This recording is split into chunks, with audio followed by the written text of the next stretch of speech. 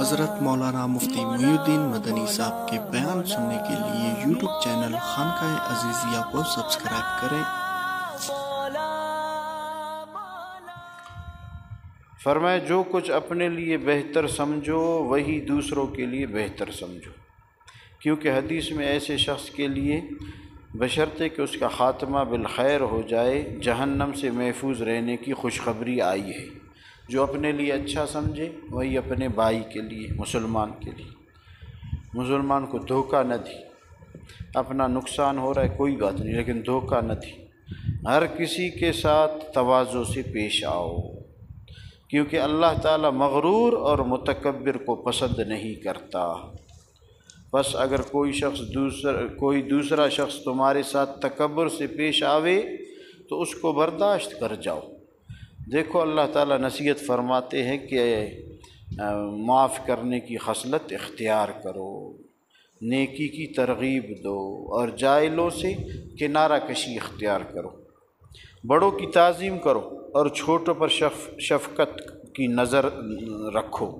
رسول مقبول صلی اللہ علیہ وسلم فرماتے ہیں کہ جو نوجوان کسی بوڑھے کی تعظیم اس کے بڑھاپے کی وجہ سے کرے گا تو اس جوان کے بڑھاپے کی حالت میں اللہ تعالیٰ اس کی تعظیم کرنے والا شخص پیدا فرمائے گا۔ اس حدیث میں اشارتاً درازی عمر کی بشارت بھی دی گئی کہ اس کو بوڑھا ہونا بھی نصیب ہو جائے گا۔ ہر شخص کے ساتھ خندہ پیشانی سے پیش آؤ، کیونکہ رسول مقبول صلی اللہ علیہ وسلم ایسے شخص کو دوزخ سے بچنے اور اللہ کے محبوب ہونے کی خوشخبری دیتے ہیں۔ جو دوسروں کے ساتھ خندہ پیشانی سے پیش آئے اس کے لیے دو خوشخبری ہیں، دوزخ سے بچے گا اور اللہ کا محبوب بن جائے گا۔ دو مسلمانوں میں رنجش ہو جائے، ناراضگی ہو جائے تو صلح کرا دو۔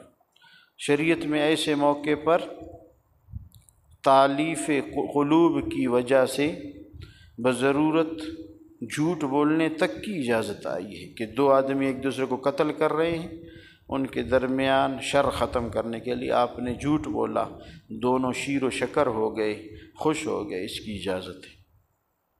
شرعاً اس کا درجہ نفل نماز اور روزے سے بھی افضل ہے۔ دو ناراض کو دوست بنانے میں آپ کوشش کرتے ہیں، نفل نماز اور روزے سے افضل عطا فرما دے گا۔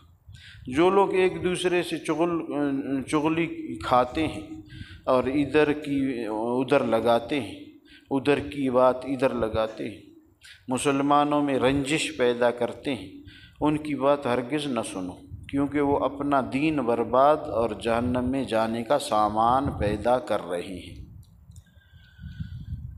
تمہاری کسی سے اگر رنجش ہو تو 3 دن سے زیادہ علیحدگی مت رکھو، کیونکہ اگر تم مسلمان کی خطا سے درگزر کرو گے تو اللہ تعالیٰ قیامت کے دن تمہاری خطاؤں سے درگزر فرمائیں گے، معاف کریں گے انشاءاللہ۔